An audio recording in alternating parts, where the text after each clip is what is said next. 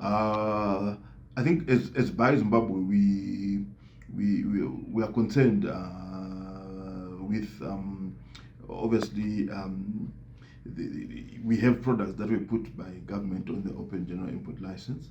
Obviously, in reaction to the price increases that were happening in the market at the time, and we appreciate what government was trying to do because the government has got a duty to protect the general public from from wanton price increases and so forth. So we appreciate.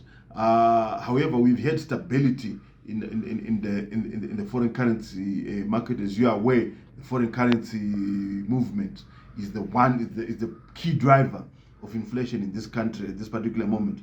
Once the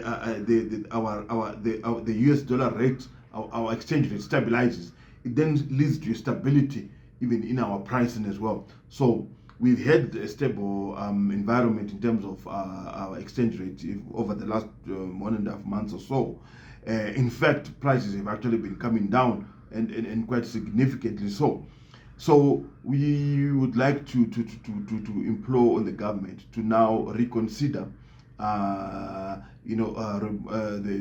decision to put certain basic commodities on the open general import license, because as I mentioned, prices have come down. We also have availability of all of those products, local availability of those products.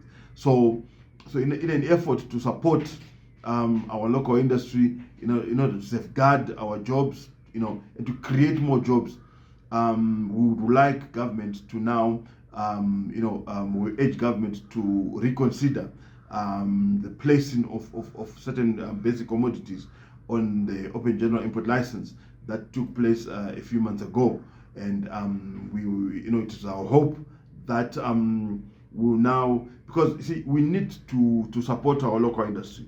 We need to give our local industries home ground advantage to ensure that our local products are strong and are ready to defend themselves against the influx of imported products that is going to be brought about by the Africa Continental Free Trade Agreement that Zimbabwe is a signatory to, which is coming any day now.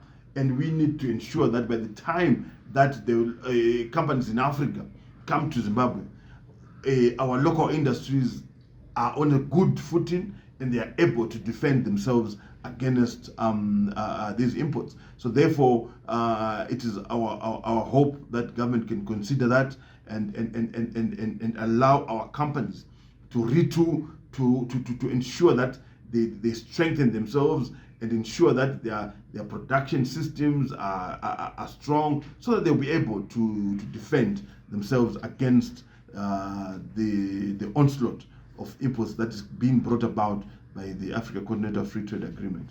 Okay, Mr. Burutsa, how much time do you think these local companies should be given to retool? Because we've seen since the coming into power of the new dispensation in 2018, these local companies have been retooling and retooling. Yes, correct. Even if you look at the Reserve Bank foreign currency allocations through the auction system, most of that money is being allocated to plant and machinery, and we are very happy about that.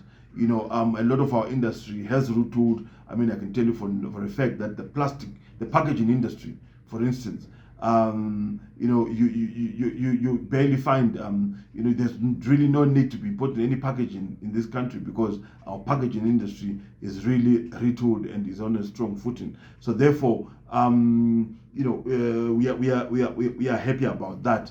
I think what just needs to be done now is to create a conducive environment in terms of the cost of doing business in this country. Because currently, as we speak, we have a situation whereby our cost of doing business is very high, and our local manufacturers are finding it very difficult to be able to compete in the export markets, even locally in Zimbabwe, against foreign products because of our cost of doing business. We've been having meetings with the Ministry of Industry, particularly with the sugar value chain of late, And one of the things that kept coming up was the cost of raw materials, or the cost of inputs such as your fertilizer.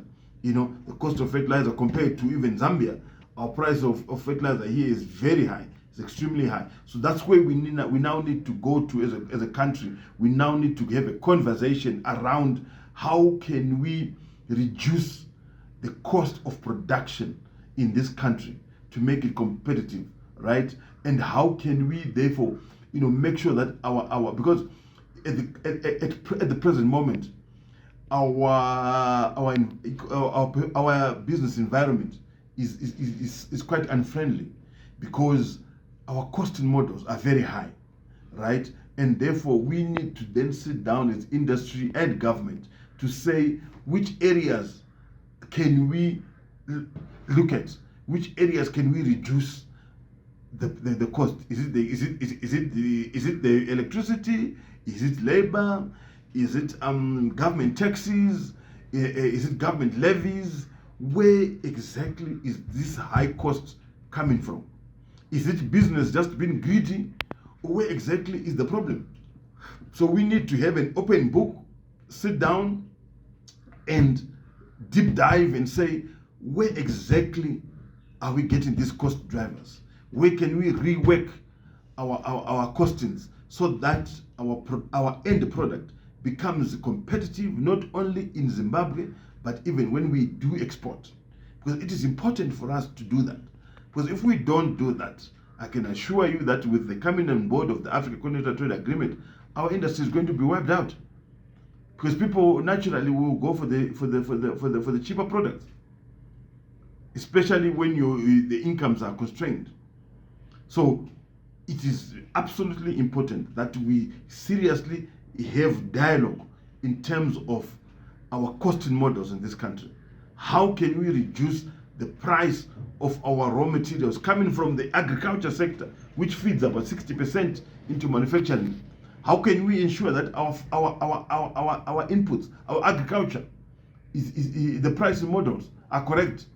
Why is our maize so expensive compared to Zambia? Why are we giving out? Is it because our yields are low?